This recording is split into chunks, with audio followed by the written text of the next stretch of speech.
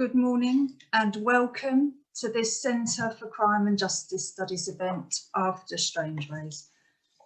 My name is Charlie Weinberg, and as the chair of the Centre, I'm really pleased to host today's conference. Strangeways, Protest and Aftermath. As many of you will know, this is the second in a series of 5 daily webinars this week to mark the 30th anniversary of the largest single prison protest in the UK. There's obviously a great deal to think and talk about together today, and we have an hour and a half. My job is to keep us to time to open and close the event. I would ask you to use the Q&A function at the bottom of your screen. If you have comments, questions for panellists, please put them in there and we will be paying close attention to what you are asking. I'm going to invite our 3 speakers to each take 10 minutes to present some thoughts and reflections. And once they've done that, I will do my very best to channel your responses through to the panel. If, like me, sometimes it takes you a while to formulate your own questions, please use the thumbs up function in the Q&A and that will promote other people's questions or comments. There is no chat because, as you can imagine, having 300 people chatting in a closed environment can become quite distracting and overwhelming. If you have important comments, just put them in the Q&A. Before I do introduce our 3 speakers, I just want to acknowledge that Alan Lord was due to be here with us today and has sadly at the last minute, for circumstances out of anyone's control, had to withdraw. Alan was one of the men on the roof of HMP Strangeways during the protest 30 years ago. And it struck me that from a psychoanalytic perspective, perhaps it's worth thinking about if the function of prison is to absent people from their social networks and environments, how inadvertently effective perhaps it is even 30 years after that event, because Alan, as a central protagonist of the story we're all here to think and talk about, is absent. So I'm sure you will join me in sending Alan and his family our warmest wishes and in holding him and his colleagues in mind as we spend the morning thinking about that pivotal event. Today's event, Strangeways, Protest and Aftermath, is about the actual beginning and process of the protest. Yesterday, we had colleagues Elaine Player, Rex Bloomstein and Eric Allison lay out for us some of the cultural, material and systemic structural context and conditions that led up to the protest. Today, we're going to talk about the protest itself and some of the impacts and outcomes. I have the pleasure of introducing 3 colleagues who each bring an enormous amount of knowledge, experience and sensitivity to this discussion. I'll come to Eamon Carabine, Professor of Sociology at Essex and Editor-in-Chief of the British Journal of Criminology shortly. Eamon's going to talk about predominantly the Wolf Report and operational culture. Following Eamon, we'll hear from Stephen Akpabio-Klementowski, Associate Lecturer and PhD Researcher at the Open University, who many of you may have come across in a recent Guardian article focusing on the importance of education in prison. But first, known to many of you, will be one of the leading lights in the organisation of this event, Jo Sim, Professor of Criminology at Liverpool John Moores University, leading and prolific author and researcher into prisons and imprisonment. And Jo perhaps is going to talk about some of the reasons and his passion for pulling this event together and the hidden history of the period. So Jo, when you're ready, you have 10 minutes and it's over to you.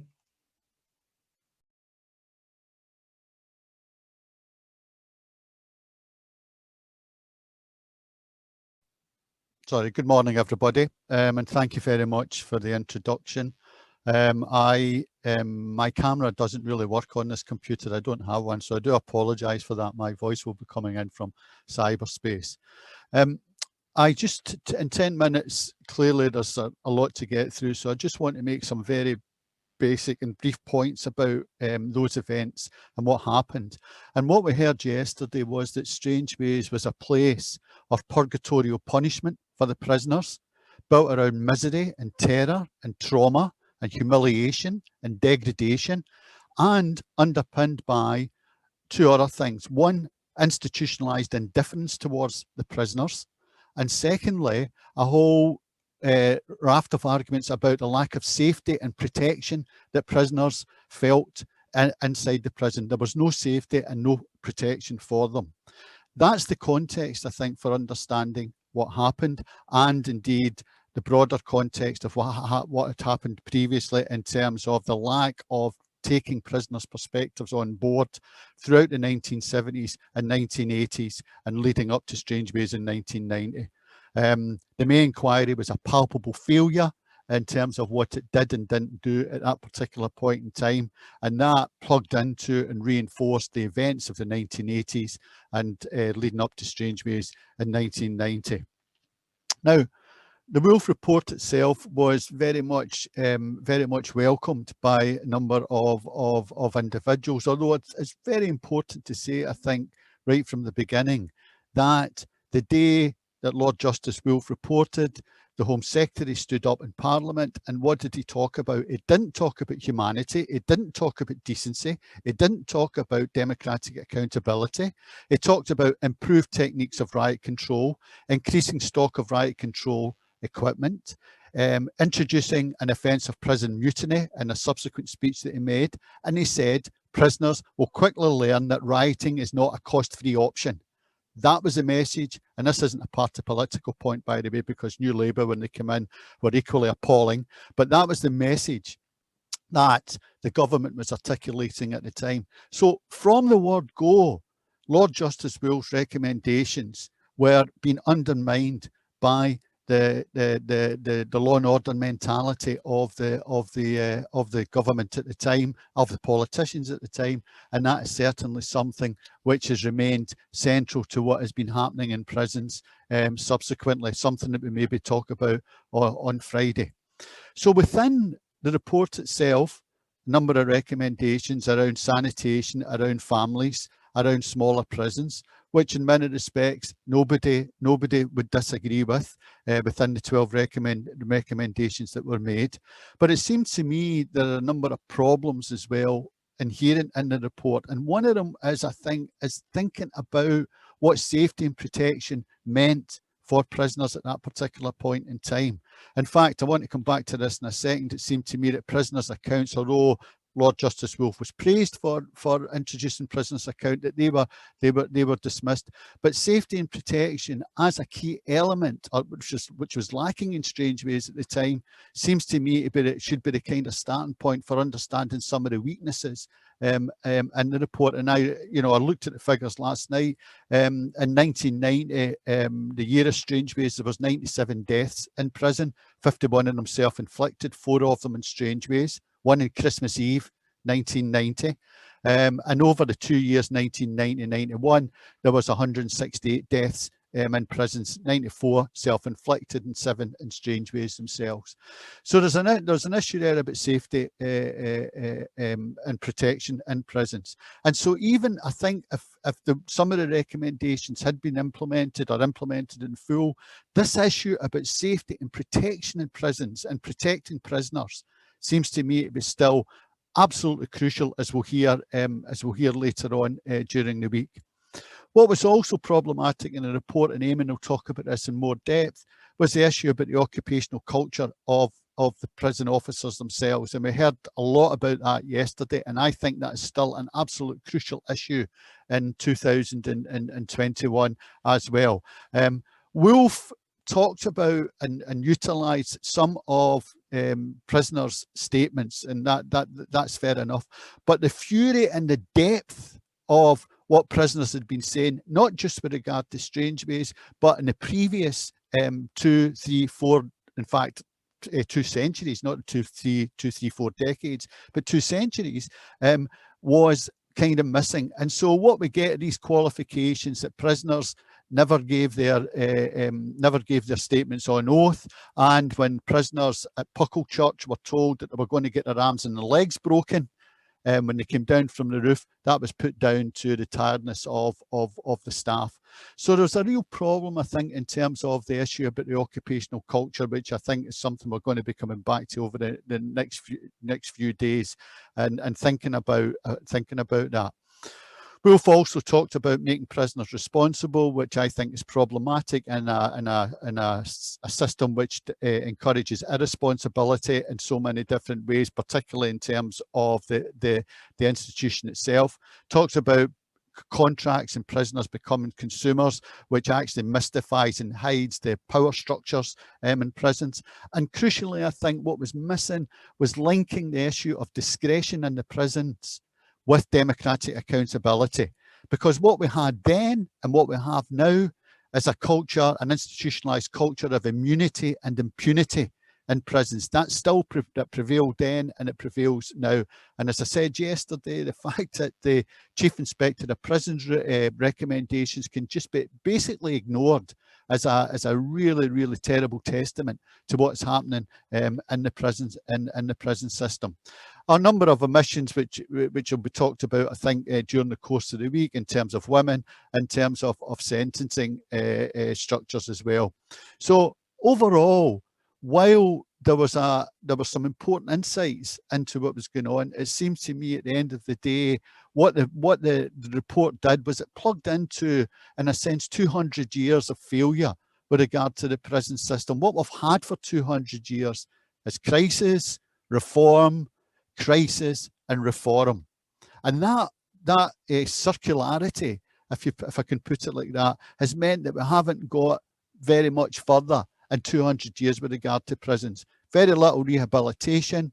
Actually, in terms of social protection, especially if we look at the nature of violence against women and the extensive nature of violence against women in our society, little by way of protection, and we can see that in terms of other crimes that are committed as well. So the report itself set an agenda, but in actual fact, at the end of the day, by missing a number of these key issues and areas, perhaps also set us on a road where we're still travelling, and it's a road which is leading to possible further disaster. I want to finish for the moment with a quote from Chief Inspector of Prisons, a very short quote from Chief Inspector of Prisons report into Birmingham. Communal areas in most wings were filthy, rubbish had accumulated and had not been removed. There were widespread problems with insects, including cockroaches, as well as rats and other vermin.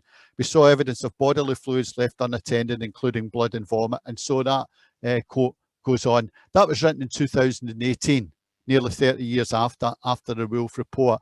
And it raises profound questions about where we're at now in this society. And I think at the end of the day, the issues that were prevalent then in 1990 are still prevalent now. The question of the conditions, of course, that people are living under, the philosophy that's practiced in prisons or not practiced in prisons, the complete lack of rehabilitation, the whole question of democratic accountability, which was ignored at the time, and I would argue is still been ignored, the culture of immunity and impunity that prevails, the lack of prisoners' voices in so many different areas, despite what Lord Justice Wolf said at the time, and the construction of prisoners kind of living in it's a quote from somebody else, but living in a wasteland of nobodies. They are regarded as still as less eligible people who should not be citizens of this country.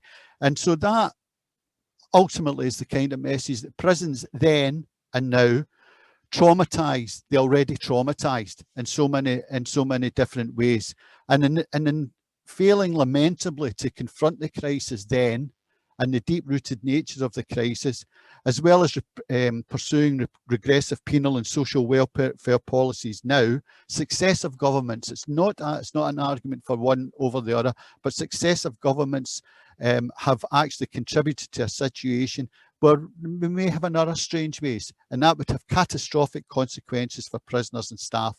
We should all be ashamed of that, every one of us. But you know what? We should also be really angry as well. When we heard that story yesterday about young Paul in the prison, we should be angry with what's going on, and we should be ashamed, and hopefully we can do something about it. 10 minutes, Charlie? Hang on, thanks, Yeah. Joe. Perfect. And I can hear, and I'm sure I'm not alone in hearing the anger and the rage when you talk about this subject. Clearly you are very passionate, and that doesn't fade with time. Already we've got questions coming in, and just for you to be thinking about, don't answer now. Thank you. But there's something about privatisation and whether that has an impact on prison culture and the experience of prisoners. We'll come back to that with the full panel. Similarly, the impact of COVID, particularly with reference to protection and safety. Yep. And we are going to unpick some of that a little bit later, and perhaps some of those questions will be further illuminated by Eamon's 10-minute talk. And I think, Eamon, you're going to focus particularly on occupational culture and dynamics within the prison system. So over to you. Thank you. Okay, well, thanks, Charlie. And I'd like to begin by thanking Joe and Richard for inviting me to speak today. And as you've heard, my brief is to talk a bit about the Wolf Report and its lessons. But they also wondered if I might say a little bit about the occupational culture and the dynamics of prison officers too, which was also something that cropped up yesterday. So I'll try to do that as well. Now, as we know, the month of April 1990 was a time of unprecedented prison unrest in England and Wales. During these 4 weeks, the state lost control of over 20 institutions. And the catalyst and symbol for this crisis was the 25-day occupation of Strangeways, so for nearly the whole of the month. And it's worth recalling that it was 5 days into the siege that the government announced the setting up of an independent inquiry under the direction of a High Court judge, Lord Justice Wolfe. Now, this decision, as Elaine pointed out yesterday, this decision marked a decisive departure from previous state responses to prison disorder. Now, the main reason why a full and open inquiry, independent from the Home Office, was thought necessary was because the events at Strangeways had become so public that only a high-profile response would restore the credibility of the government in the face of the crisis. Now, the publication of the subsequent report by Wolfe, and which was co-authored by the then Chief Inspector of Prisons, Judge Tumin, this was greeted with widespread acclaim almost across the political spectrum. It was seen as the most important examination of the prison system in the last 100 years. And what's more, the recipe of reform that was set out in it was widely understood as one which would take the system out of the 19th century and into the 21st. However, as Joe just pointed out, this reform optimism did not last long, and we quickly went from one Home Secretary saying the prisons are an expensive way of making bad people worse, to Michael Howard's insistence that prison works in the mid-1990s, where the phrase decent but austere came to describe the kind of life that prisoners could expect inside. But to return to 1990 and that brief moment of optimism. Now, a number of strategies were used in order to make the inquiry open to the public and promote wide-scale consultation. These included public hearings and seminars, requests for submissions from individuals and organisations with expertise in prisons, so various reform groups, as well as seeking the views of prisoners and staff on what caused, happened during, and what action should be taken to prevent such disturbances happening again.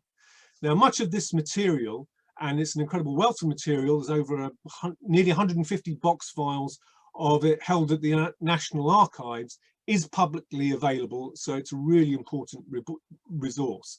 And again, I think it's evidence of the kind of spirit of openness that surrounded the inquiry, that so much of that material is available.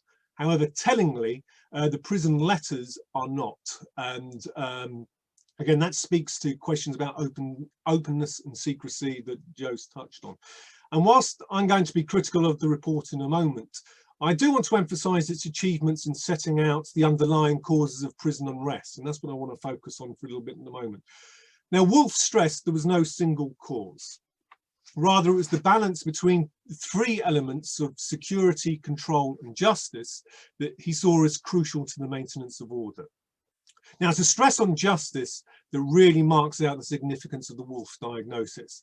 And this is put unequivocally in the report, where it states, and this is a quote, "The prison service had failed to persuade these prisoners that it was treating them fairly." Failed is put in italics to really emphasize this. So what is being highlighted here is a sense of injustice. And by placing really the question of prison legitimacy at the heart of his analysis, he opened up important new questions. One of which, or one key implication, is that prisoners do not rebel simply because they're deprived of the amenities available outside of prison, because punishment is the purpose of prison and most prisoners accept this, but because the prison violates the standards the state itself sets for how prisons should be run. So the concept of legitimacy locates the study of prison riots in the broader problem of order that's familiar to social and political theorists. So successful rule encourages a belief that the existing state of affairs is inevitable, but once that myth is shattered and the authorities lose coherence, confidence, and above all else, their coercive effectiveness, then institutions are especially susceptible to challenges from below and collapse. Now, I think that's a really important legacy.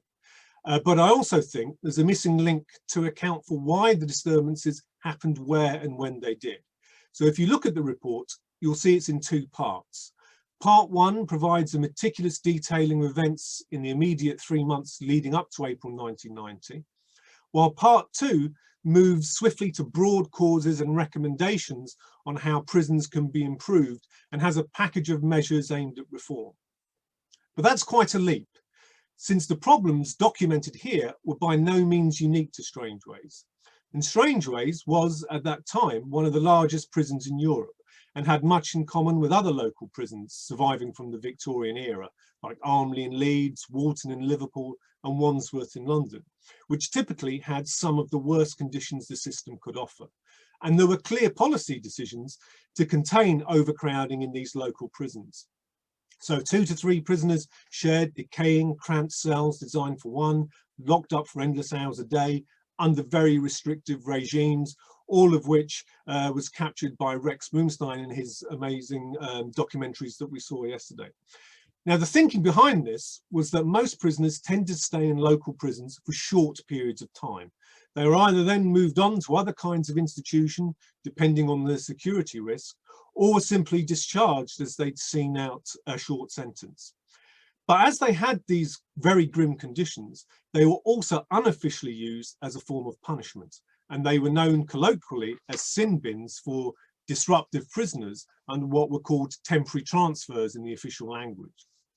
Now here, problem prisoners were moved with no warning from one prison and could end up in the punishment blocks of these local prisons very quickly. So the point I would emphasize is that Strangeways was, on the face of it, no different from a number of other large local prisons struggling to cope with large numbers of prisoners, dilapidated conditions and poor regimes.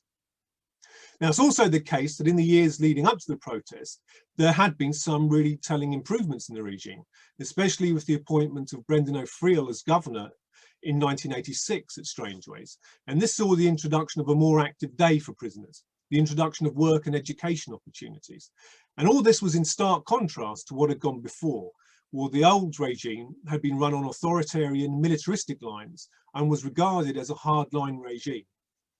It was often referred to as a POA prison or a screwsnick to indicate that it was the prison officers, not the prisoners, who ran the prison.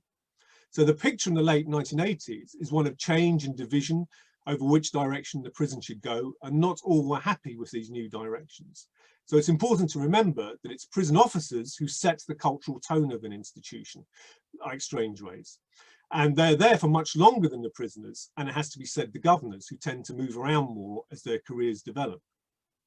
Now, these changes were all warmly endorsed by the Chief Inspector of Prison in an inspection in 1989, so just months before April 1990, where Judge Tumin, and the later co-author of the Wolf Report, wrote, I quote, "There was a feeling in Manchester that in the last 3 years, the prison had emerged from the doldrums. This was confirmed by all that we saw. Management are to be congratulated for providing the successful impetus for this." But not all, as I say, were happy with this new direction. As one of my respondents told me, again, this is a quote, there were some that wished for the old days of the former governor, Norman Brown, because he supported them through thick and thin. He had been ex-military, and he certainly was of a completely different caliber than O'Friel. I mean, they used to brag about how Mr. Brown used to be drunk most nights and play cards. They were always encouraged to drink. It was renowned that they would spend 2 hours in the club at lunchtime. So at Strangeways, there was this strong occupational culture, which was actively supported and enjoyed by the former governor, and it was manifest in the celebration of hard drinking and the associated ethic of hard men doing a hard job. So the point I want to emphasize is that during the late 1980s, Strangeways was the site of really significant struggles over the most appropriate way to run the prison. And such conflicts disrupt the routines of everyday life, because prisons will always contain basic and fundamental antagonisms that make them vulnerable to collapse. So to conclude, social order in prisons is delicate and precarious. It involves an uneasy truce between the keepers and the kept. And it's also worth noting that the subsequent handling of the siege was characterized by deep distrust and intense divisions between the Home Office, prison headquarters and local management. And this also further revealed the extent of the organisational and leadership crisis within the penal system. But I guess my time's up, so I'll stop there.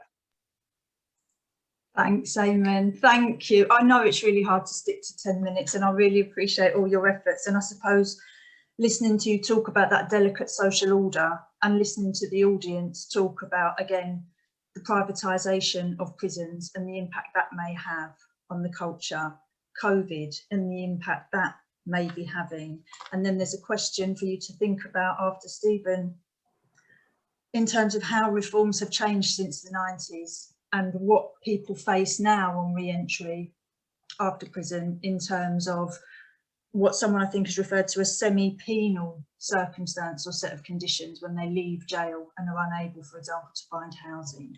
So bearing that in mind, I'm going to invite Stephen to talk for 10 minutes. And when you're ready, Stephen, I'll hand over to you and look forward to the Q&A at the end. Thank you. Thank you, Charlie. And thank you, Richard and Joe, for inviting me to speak here today. So, as you heard, my name is Stephen. I am an associate lecturer and PhD researcher at the Open University. Although I'll be speaking here today in a personal capacity. And that's because I have a personal vested interest in these issues of prisons and incarceration.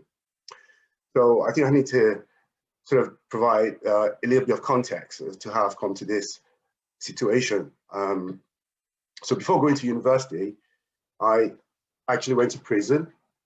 Back in 2002, I was convicted of serious drug offences and was sentenced to 16 years in prison. So I arrived in prison in 2002. And I think it's also important that I declare that considering what we've already heard about prisons, my particular experience of it was no different in many ways. But it is important that I say that I arrived in prison without having achieved any sort of formal qualifications, because I had been excluded from school. And it was my first custodial sentence, even though I had contact with the criminal justice system prior to that. But I arrived in prison without any qualifications. And when I got released at the halfway stage of my sentence, that's back in 2010, I actually left prison having achieved 3 university degrees, 2 at postgraduate level. So when I got released in 2010, I sort of had some foundation, I had some basis on which I could start to rebuild my life. But the reason I put that in this conversation is because on the one hand, you know, some may argue that, and I would agree, that I have made good use of my time in prison and have sort of reaped some benefits from that. But also, I think it's important to note that these achievements are, personal. They're solitary pursuits, and they're achieved in spite of the conditions that I found when I was in prison between 2002 and 2010. Some of it's quite striking actually, looking back, because some of the conditions that sort of led to Strangeways in 1990, I came across in in that period, 2002 to 10. Poor prison conditions, sort of thing, overcrowding, poor access to sort of healthcare, low hygiene levels, issues around grievances, prisoners' grievances, issues around staff behaviours and so on. I've witnessed suicides in custody, these things sort of still happen. All right, so setting that to one side, that was sort of on a personal level. But academically, as I referred to earlier, I'm a PhD researcher in criminology, and my focus is on higher education in prisons. Now, the reason, or what brought me to this particular topic, and why I wanted to explore the issue of higher education in prisons, put it that way, was because of my own personal experience. That's the first thing. That was what led to the thoughts I had, I was curious, really, because looking at it, prisons have a number of functions that advocates of prisons will put forward as to what the functions and what the role and what the purpose of prisons are. Lord Wolf made some a reference to these in his report too. So there's certainly two of all of these, the two things that kind of stand out, and I found interesting. So the first is to hold prisoners sort of securely and humanely, but that's straightforward enough. But then there's also this notion of wanting to rehabilitate, prisoners in their care and in their charge. So that I found that it'd be contradictory, because it seemed to me that these are opposing notions, certainly theoretically, and my experience of incarceration did not sort of support the idea that both could actually coexist in any meaningful way within the prison system. So I found it contradictory, and I wanted to explore that and look at that through the experience of other former prison higher education students, university students, and that's what my research is about. So my research is exploring the likelihood that these opposing notions of punishment on the one hand and rehabilitation on the other could actually coexist in the one prison system.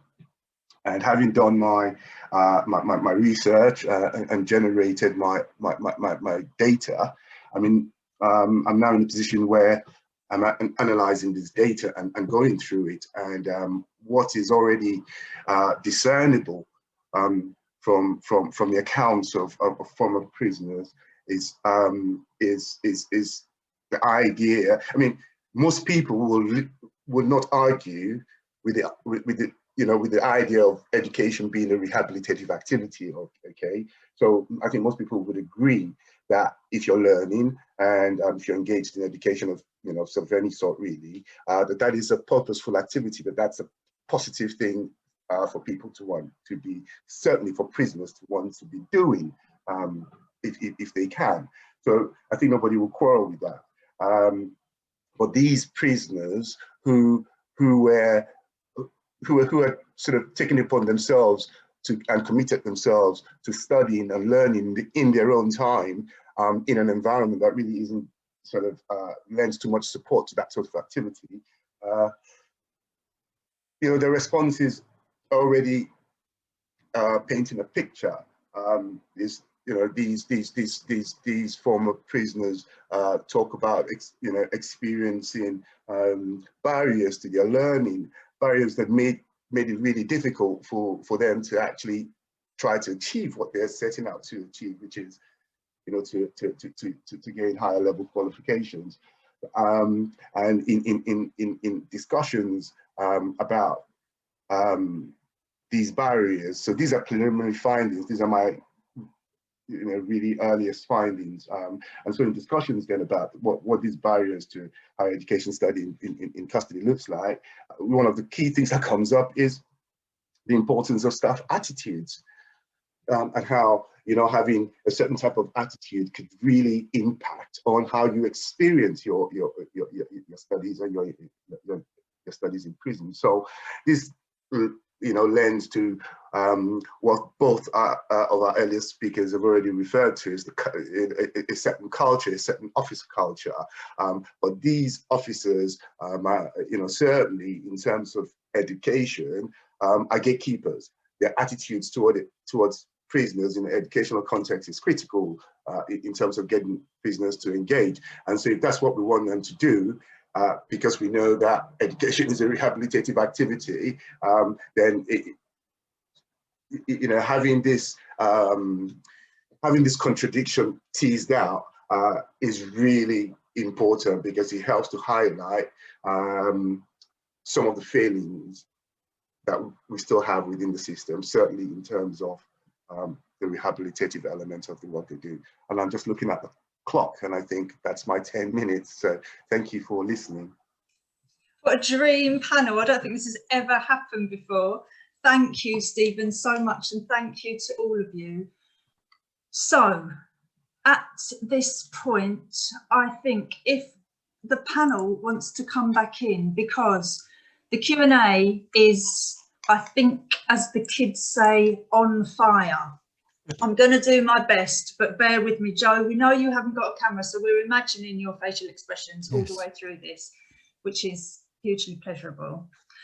So the first and the top two questions, I suppose unsurprisingly, they've been voted by the audience and they've risen to the top of the poll, Joe, are around the potential for the privatisation of prisons, although there are only a very small number of private prisons in the UK.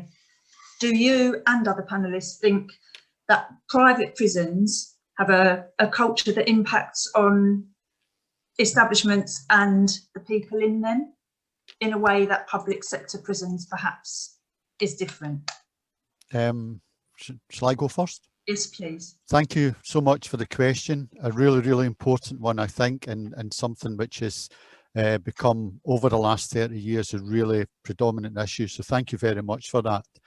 I have always taken the position that there is no room for privatisation within the criminal justice system, or indeed any other place as well, any other area of our social life, for a whole number of different reasons, but not least of which, in terms of privatising justice, seems to me to be not just a political issue, but a moral issue as well. So I think there's some really significant issues in terms of the privatisation agenda, and I don't think we should be introducing privatisation into the criminal justice system. I also think, and Charlie's referred to it here, actually, I think that, and this is the final point I'll make on it, that actually the privatisation debate, probably not consciously, but it's happened, has distracted attention away from what is going on in the state prisons. Ultimately, the state prisons, 85–90% of prisoners are in state prisons. And that seems to me, that when we discuss the privatisation issue, that seems to kind of get put on the back burner. So setting up a kind of binary divide like that. So it seems to me that we have to look at prisons in the round. We have to talk about in terms of what actually goes on as a process of confinement. And if we go down the road of privatisation, it distracts attention away from the state prisons, and it also distracts attention away from the radical alternatives to prison, which are desperately needed in this country if we're actually to move forward. But thank you so much for the question, really important. Thanks, Joe. Stephen, Eamon, do you want to add anything either to the privatisation question or thinking about it in terms of COVID, which is the next popular question.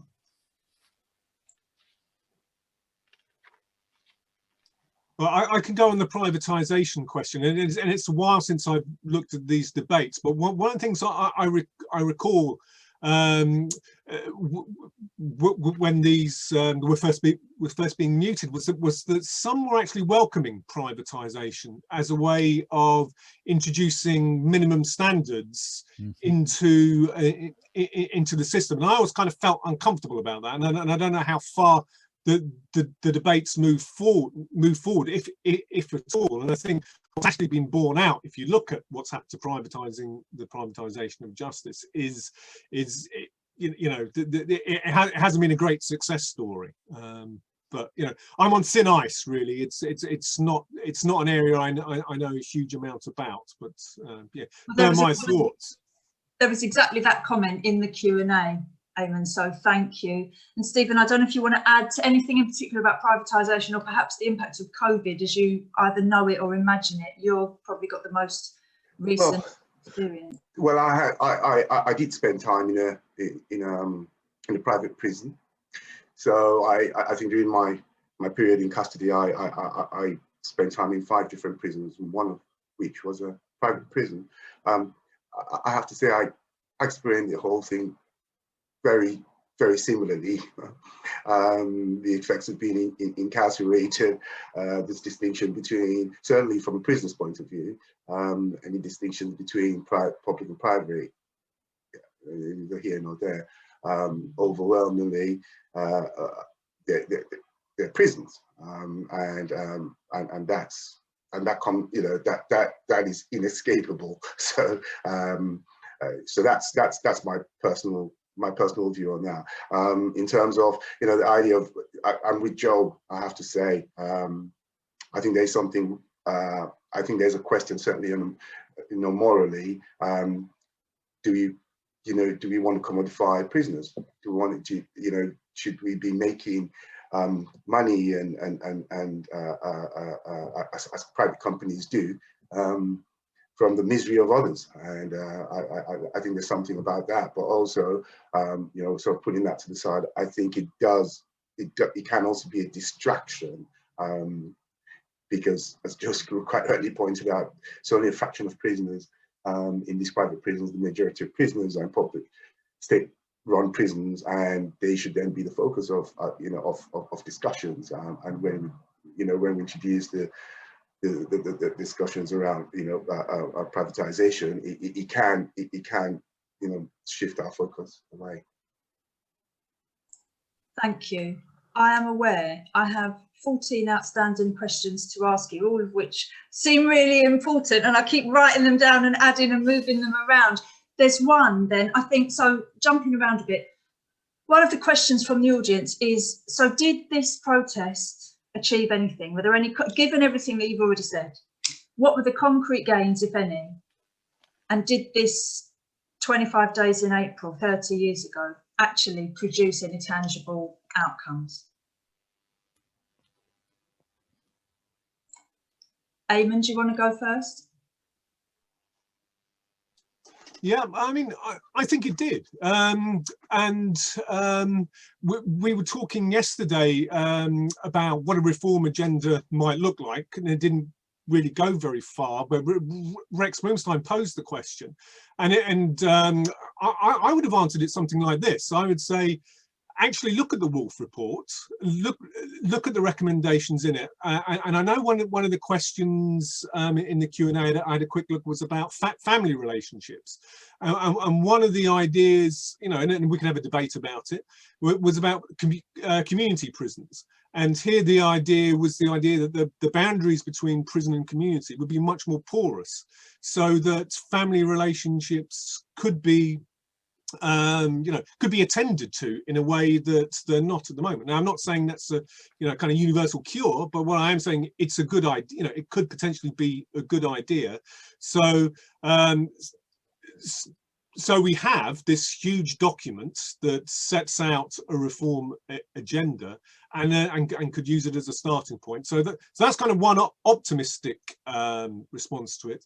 A more pessimistic one is that actually what's happened in the 30 years since is a kind of tightening and deepening of the prison experience. You know, the numbers have doubled. People are spending much longer in prison, serving much longer prison sentences than now. So, you know, my kind of optimistic take has to be tempered by the realities of what has actually happened over the last 30 years. Is that, yeah, longer prison sentences, more people in prison, and have the conditions really improved that much? I think prisoners would say slopping, you know, the ending of slopping out was a major, you know, thing that came out of Wolf. But I'll stop there, as I guess Joe and Stephen may well have things to say. Thanks, Eamon. And I think thinking about Elaine's kind of structural exposition yesterday of the conditions, the material conditions, the context leading up to the protest certainly made me think about what little has changed. But Joe, do you want to add anything to what Eamon said? Well, thank you. Yeah, just a couple of additions. I think is that were there any concrete gains? Well, I think seeing those prisoners on the roof at that point in time did kind of crystallize and bring together the fact that people were no longer prepared to put up with what was going on in that particular prison more broadly. So for a brief moment, it visibilized, it made visible what had been invisible for 200 years and had been sat on by the state in so many different ways.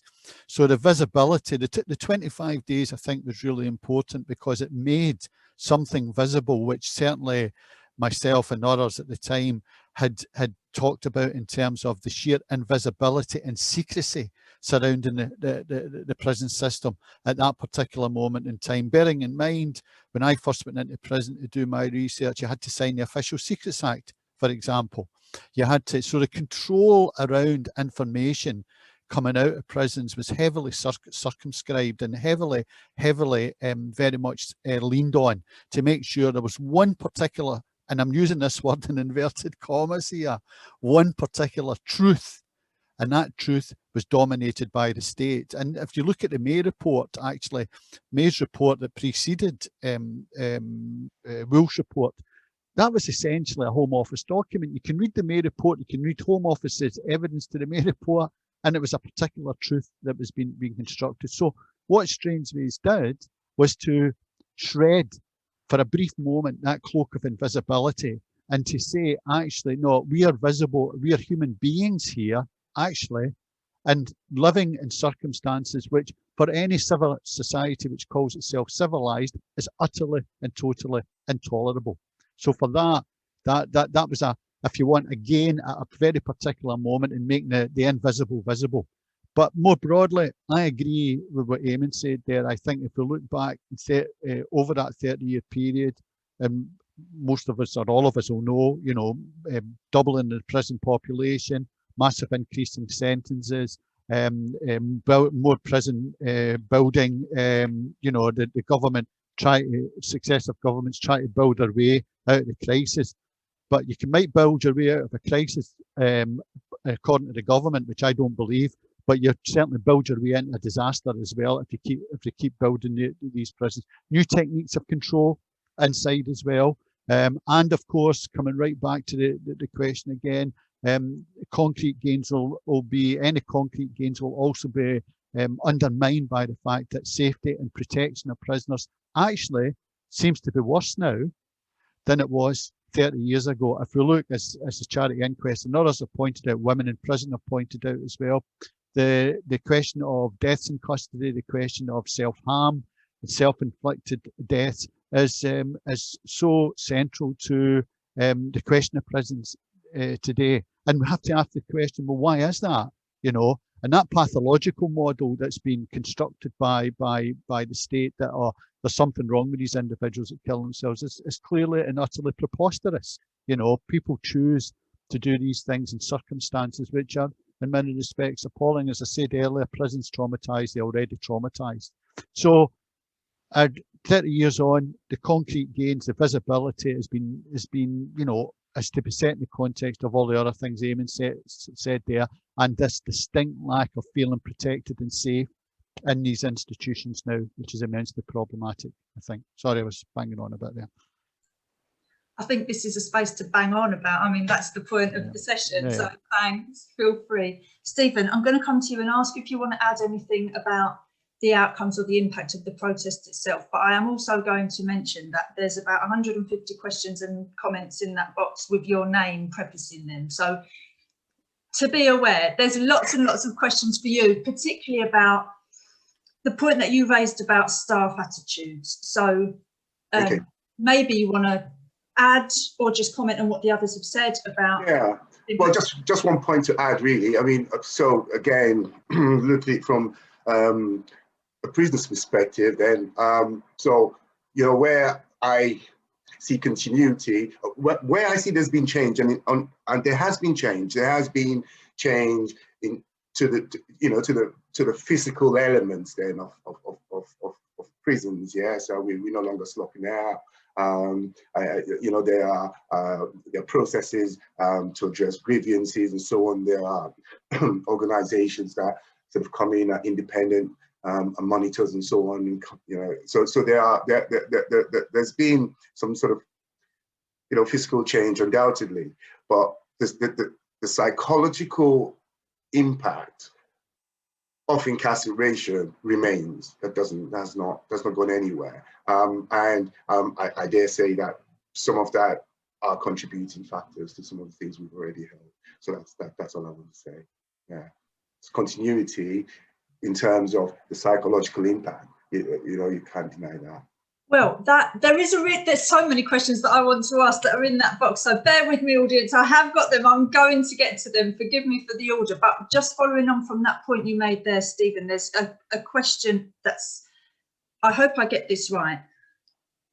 Joe, there seems to be an implication in what you said that even if the whole of the recommendations of the Wolf Report were implemented, prisons still wouldn't fundamentally change. A, is that correct? Is that your implication? And B, what do the other panelists think about that assertion? Yes, and for a number of different reasons, because I think at the end of the day, Wolf got caught up in a law and order, not through any fault of his, but the thing was already moving away from him, even as he was finishing his report.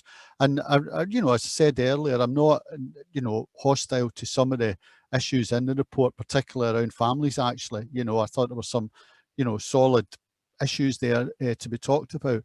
But at the end of the day, both in terms of the political debate at the time and also in terms of the broader issues regarding sentencing, for example, and the kind of way the criminal justice system was moving. And I come back to this point, and I'll finish on this, that actually at the end of the day, what was wrong with the system, one of the many problems that was wrong with the system in 1990 and in 2021, was the fact, in 1991, 2021, was this issue about democratic accountability. It seemed to me that that is an absolutely key issue, which was ignored then and is still being ignored now.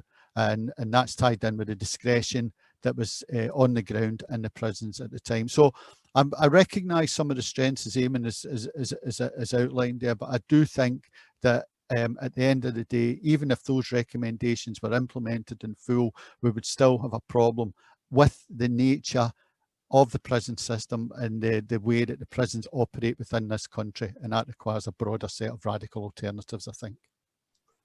And if I could just come in on the broader set of radical alternatives, I mean, I always think it's really important to recall what Judge Tumin said, who was co-author of the Wolf Report. He didn't say it in the Wolf Report, but it's a famous phrase he used. He said, whenever he's asked about prisons and who goes to prison, he said, a third are mad, a third are bad, and a third are sad. Now that to me means at least 2/3 of the people by definition shouldn't be in prison. So if you use, this is the Chief Inspector of Prisons saying this, if you use that as your starting point, I think you've then got, you know, somewhere you can go in towards a radical alternative. And you can also then start thinking about, well, what does bad mean? How do you, and again, Joe said this yesterday about, you know, how do you define dangerousness, and how, so you can have a debate around that. But I think you can actually use these figures like Wolf and Tumin, who've you know, used their words and their measures as a basis of intervening. But you know, there's a broader politics to this, of course. But you know, we could use them as invaluable starting points. Stephen? Yes, so radical alternatives indeed. And I think that's really what we need to, that's what we're facing. If so, you know, if where we are, well, if we accept that things are not working, and a lot has been thrown at it. I try to, you can get, sometimes I think you can get bogged down some of these, you know, sort of various theories and concepts and just ways of thinking, but I like to think that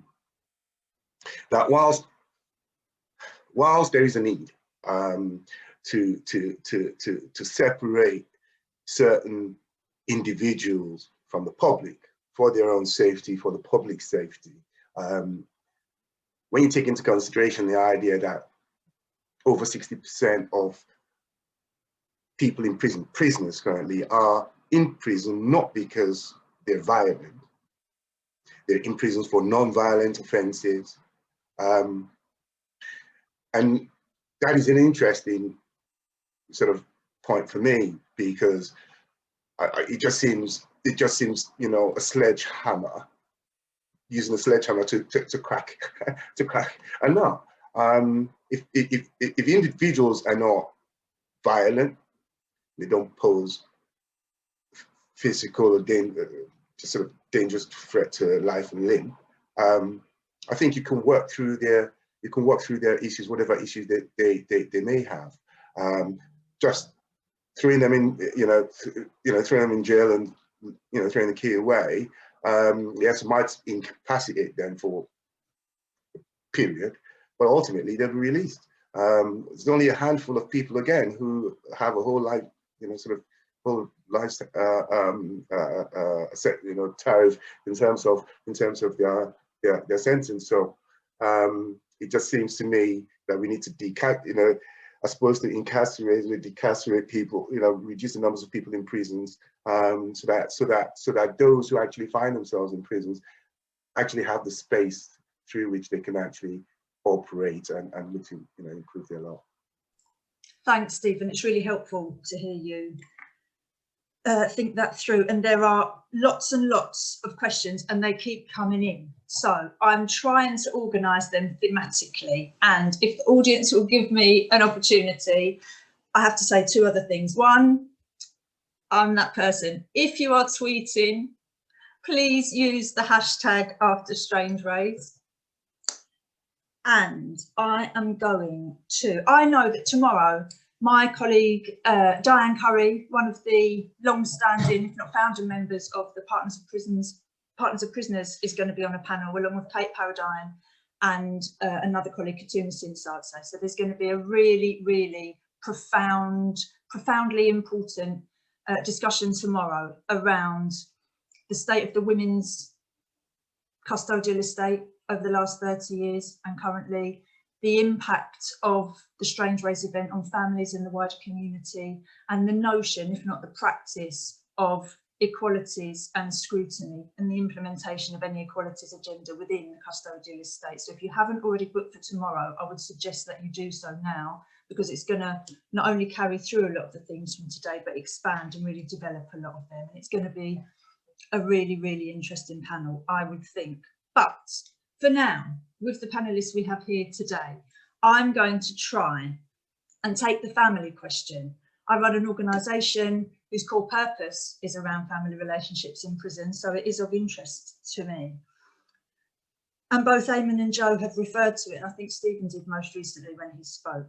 There's a question about how prisons integrate or take a stance around family visits, attitudes to family members and access to family communication, and whether there's a correlation between that attitude of the establishment and the legitimacy perceived by the people in the establishment, the prisoners themselves. Does that make sense? How does the way in which the prison facilitates or obstaculises family contact make a difference to the people in the prison? Stephen, do you want to go first on that one? Yes, thank you. Well, that's a really important question, so thank you. There's compelling research now that shows that prisoners who are able to maintain good, regular social contacts with family, friends, they tend to reoffend less. They tend to be, there's a reduction in that particular cohort of prisoners. So that's what research is really just saying, what I know already from my personal experience. In those prisons that, not every prisoner is able to facilitate these social visits, and they're, for a number of reasons. Not every prisoner's family or friends are able to take it up either, because it really depends on where the prisoner is in the country. And prisoners can get transferred all over the country, depending on where the spaces are available. So there's a combination of factors there. Not only the ability of prisons to facilitate these, but also the ability of those family and friends to actually take up the offer if it's there. But it's a significant factor, not only in well-being for prisoners, not only in terms of maintaining contact with the outside world, but in many cases, some prisoners find that they're estranged from their family members because they may object to, the offense they might have committed and things like that. So any opportunity to restore these relationships and can only have a positive outcome for the down the line. So yeah, I'm not surprised that it's been picked up as something that's significant. Thanks, Stephen. I'm aware of the number of questions, so I'm trying to do something really clever now. Merge a few of them together, make connections where there may or may not be any, but of course there are. This idea of officers as gatekeepers, and I suppose it relates to family access, contact, communication. The idea of officers as gatekeepers and the establishment, the culture of the prison, there's a whole heap of questions about, on the one hand, prison officers, who they are, the level of training and educational achievement or attainment that prison officers may have individually, and the kind of culture then that they are brought into. And then there's another host of questions around the culture of the prison system. So I wonder if, thinking about family contact, but kind of moving towards, Eamon, officers' own educational standards, expectations and experiences. Can you speak a little bit to that? Yeah, sure. I mean, on the kind of family relationships question, which I think we all agreed it is really important, but it's how that's achieved. And as Stephen said, often when you're a prisoner, you're moved around a lot. So you might go to your local prison, but local doesn't just mean it's local in the locality. It means it's also a distributing centre. So it will move you depending on your security categorization to somewhere else around the country. And it's how practically do you then kind of maintain or sustain family ties when you're being moved around a lot. So I think there are real difficulties. I think it's really important, but I would also point, there are practical difficulties there with how the prison estate runs. And then when you think about gender, and I know you're talking about women's prisons tomorrow, there are far fewer women's prisons, and they're kind of concentrated in even more geographically dispersed places. So trying to maintain family relationships in that context is even harder, I would say. So yeah, it's really important, but I kind of leave it hanging there and move to the question about prison officers and the kind of training they have, which is a really important question. And you know, when I was doing my research, it was on the Strangeways prison riot. So I was looking at the 30 years before, so up to so I was looking really from 1960 to 1990, and what the culture and structure of the prison Strangeways was over that period of time. And one of the things that was striking about prison officers was the military background. So in the 1980s, over half of prison officers would have been ex-services. They would have come from a military background. But there was a change, you know, there was a change afoot in that that figure was declining, and more people were entering prison officer, becoming a prison officer, were having A levels, or in some cases even degrees. And so there was this shift. And Stephen and I were talking about it before we went live, between what were called old school and new school prison officers. And you know, this was over 30 years ago. My kind of question, and it's a question I don't know the answer, is how that old school, new school dynamic plays out, and what the implications of it are. And also, running with the militaristic theme, late 80s, there were big debates around what was called Fresh Start. And with the biggest issue the prison officers had with Fresh Start was there was a question about whether they should lose a prison uniform. They really didn't want to lose the uniform, which was ties to the militaristic ethos. And governors wear suits. And think about governors and where the kind of power lies in prisons, and the suits versus uniform question. So yeah, that's my kind of opening bits on that. Thanks. And I know, Joe, you might have something to add, thinking about prison officers, who they are. Yeah. Yes, indeed. Just before that, just going back to the family, really important question there. I mean, what's really, and it plugs into the issue about occupational culture as well, because if you look at the Chief Inspector of Prisons report on Liverpool Prison from 2018, I think it was, one of the most poignant aspects of that report was the fact, and this is a quote from it, the support given to men to maintain contact with the outside world had deteriorated since the last inspection. Prisoners experienced, quote, significant delays in adding telephone numbers to their PIN number account, while an astonishing 66% of those surveyed had problems receiving or sending mail. Now, considering we've just landed something on Mars and we can communicate that way, the idea that in 2018 people had trouble sending mail raises significant questions in a prison, by the way, which was not understaffed. That's a really, really important point, that. So that whole issue there about family contact, again, plugs into the attitude of the prisons themselves and the occupational culture of the prisons and the prisons overall towards families. And my relationship with families when I was doing my research in Scotland, they felt degraded, they felt humiliated, they felt they weren't treated as full human beings.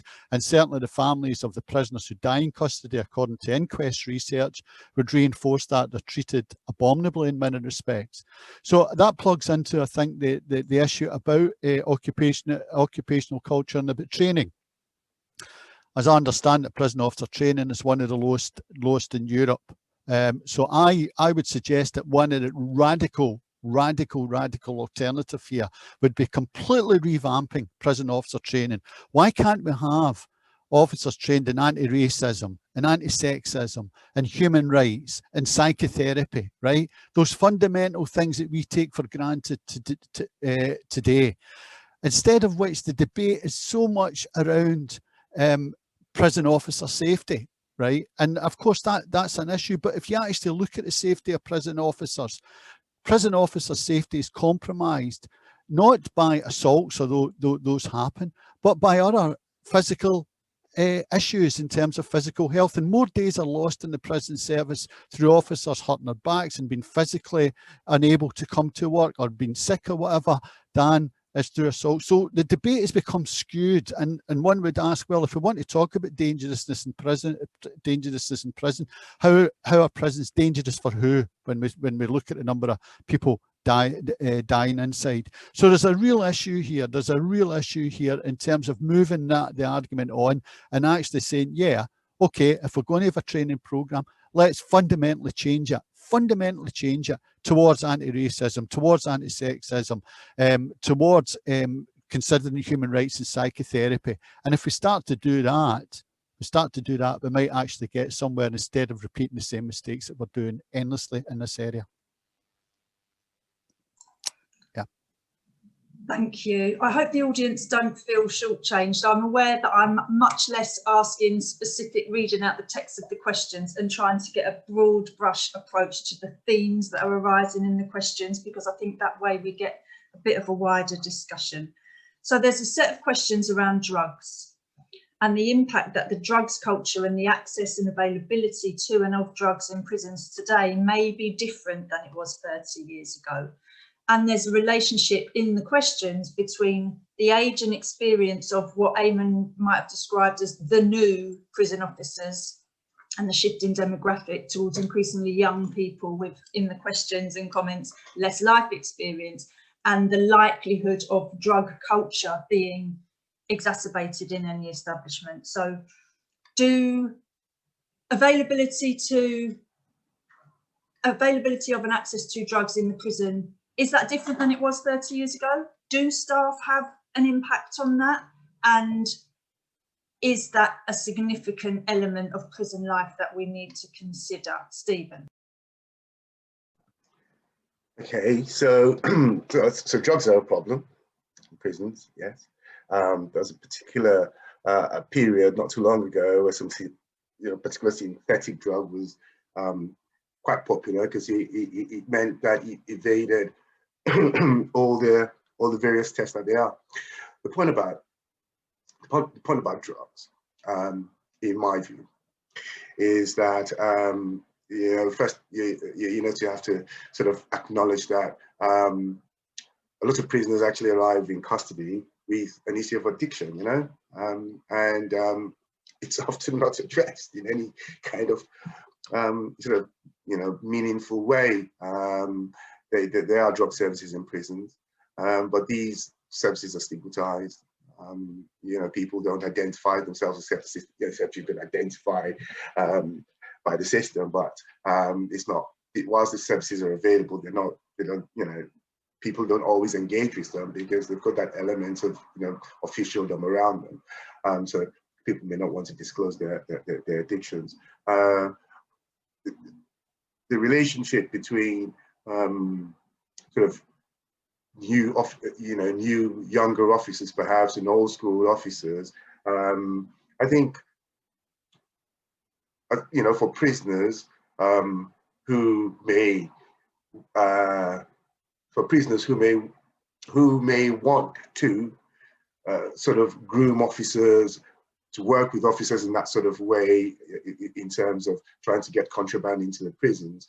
I think, I had no experience of that personally, but again, I would, these distinctions between different types of officers, it's often lost on prisoners. What prisoners know are officers that are helpful and those that are not. It's as simple as that. And the reasons why a particular officer might be helpful, might be approachable, who is to say what, why the particular individual is of that sort of stance. I think issues around training. So in Scandinavia, prison officer training, 2 years. You need to have a minimum qualification to join. And I think in the UK it's a matter of weeks. There is an issue with the quality, and Joe alluded to some of the elements that should be contained in such training, but there is clearly an issue with the quality of training that you receive, and if that prepares you adequately for the job that you're being asked to do.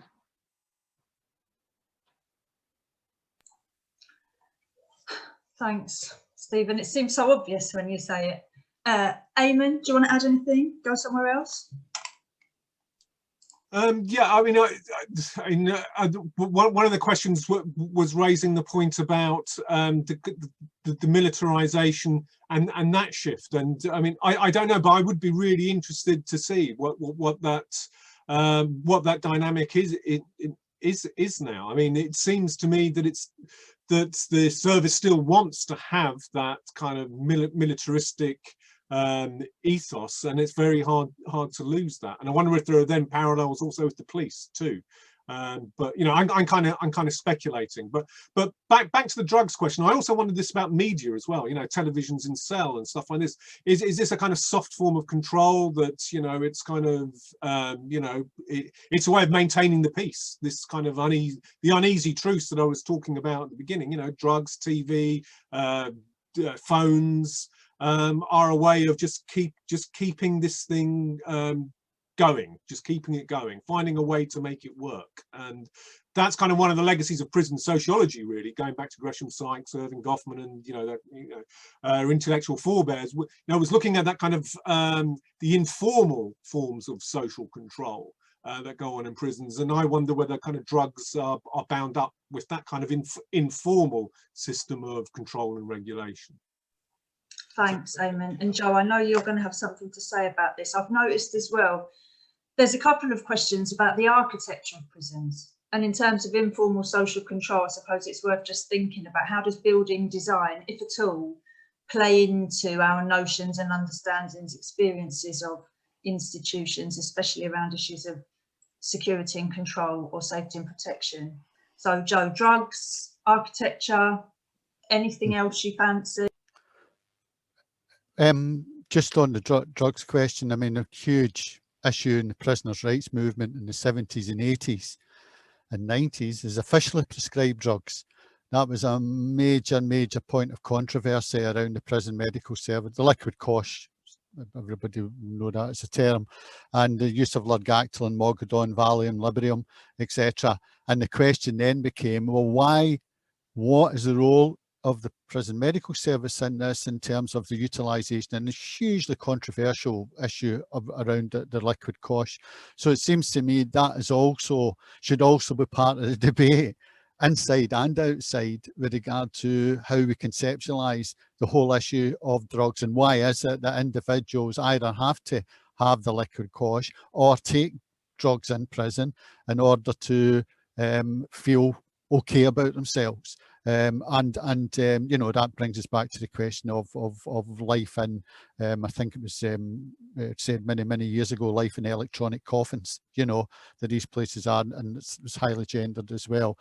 So that's what I'd say about that. The question about architecture, I think, is a really important question. It's a really important question for that. I was thinking about this, oddly enough, a wee bit earlier, because it plugs back into the issue of the relationship between buildings and philosophy. And I was thinking about the Barlinnie Special Unit. For those that don't know it, the Barlinnie Special Unit was established in 1973 in Barlinnie Prison in Glasgow, and it was regarded as one of the most important innovations in prisons, in UK prison history in many respects. It took the most dangerous people who were regarded or labelled as the most dangerous men in the Scottish prison system, and it changed them fundamentally in so many different ways. And the point I'm getting at here is that the Barlinnie Special Unit was set up in the old women's wing of Barlinnie Prison. Barlinnie was a local prison. So it wasn't, you know, the architecture, if one wants to call it that, was in a sense secondary to the issue of the philosophy that was introduced in there. And I have to say as well, one of the main people there was Ken Murray, prison officer, who took the unit and established the philosophy of it. So the issue about prison architecture, I think, is important, but I think it has to be seen in the context also of the philosophy that's practiced. And if the practice of the Barlinnie Special Unit, which seemed to me to provide a model of something fundamental as a radical alternative to what we've got now. The interesting question, of course, is, but I won't get into that just now, well, why was it closed down? As I said yesterday, you know, despite the evidence that was there that the most dangerous men in Scottish prisons changed fundamentally, why was it closed down? And that's another story maybe for Friday in terms of the challenge it posed to the law and order mentality. So the issue of architecture, I think, is important, but it has to be tied in with the question of the philosophical basis. You can have great architecture in many respects, or, you know, buildings or whatever, but if the philosophy is terrible, it's not going to get us anywhere. Well, Joe, helpfully, I think that makes a really useful connection with another question, which is about victimization and how hierarchies and bullying may operate in prison systems, as in many other institutions. But this idea that the prisoner is the kind of non-ideal victim, and if a prisoner makes a complaint or is the victim of some kind of antisocial behaviour, there's a sense that they're unlikely to be taken seriously. And I suppose that's related to the kind of philosophical architecture that you're talking about. It's a cultural fact of life in prison. Stephen, I might have got this wrong. This is pure conjecture. What do you think? Are prisoners able to be victims inside the system? Well, yes, of course, and even outside the system, and even before they arrive in the system. You may be surprised to learn that many prisoners and many people who have been convicted of certain specific offences have actually been victims of those particular crimes themselves in the past, and they have, for one reason or another, been denied their victim status, this notion of being an ideal victim. Now we know from Christie and our Christie's research on this and work on this that in order to actually achieve that status of ideal victim, that you need to have certain there's certain attributes and factors that have to come into play, things like your social standing, things that most prisoners, would have very low social standing, and so forth. So for prisoners, yeah, there is that element. Actually, interestingly, one of the outcomes of incarceration in a perverse way is the fact that prisoners actually leave custody feeling even more victimized. You actually think, well, you know what? I feel completely, this whole process has been unjust because I haven't had any justice for my grievances, so on and so on. And those, and people who are angry, find ways of expressing that anger. And so I think it's a really important point. Not just for the notion of justice, but also for the notion of sort of humanity, for some morality, what you'd expect, what's right and wrong. So yeah. Thank you. I am aware we have approximately 7 minutes left.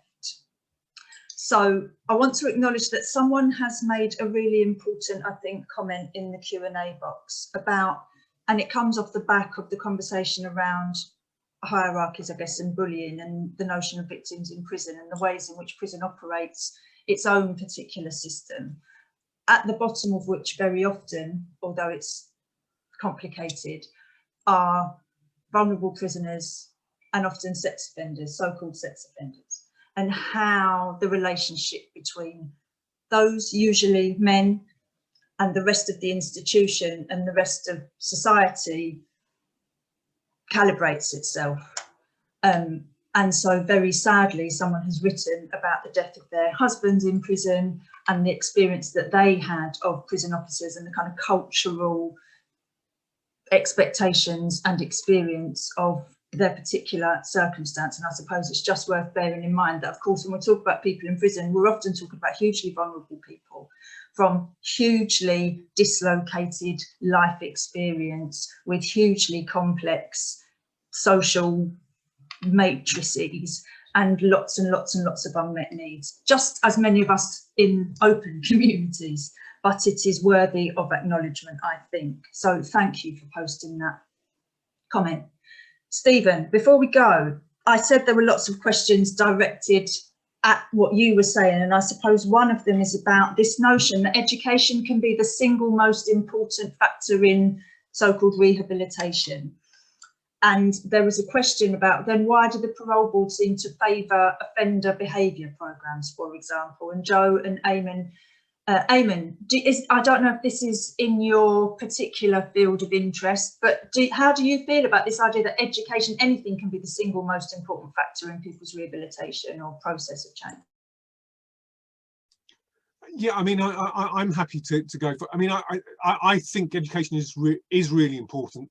And I also think there are so many prisoners with learning difficulties that are kind of undiagnosed, and really struggle before they go into prison. But then once you're in prison, there is how difficult that is. So I think just basic numeracy, literacy, that kind of educational level is something that's really missing, and I think would go some way to improving people's life chances because of that the lack of skills, the lack of basic literacy and numeracy. I think if something were addressed there, that could make an enormous difference.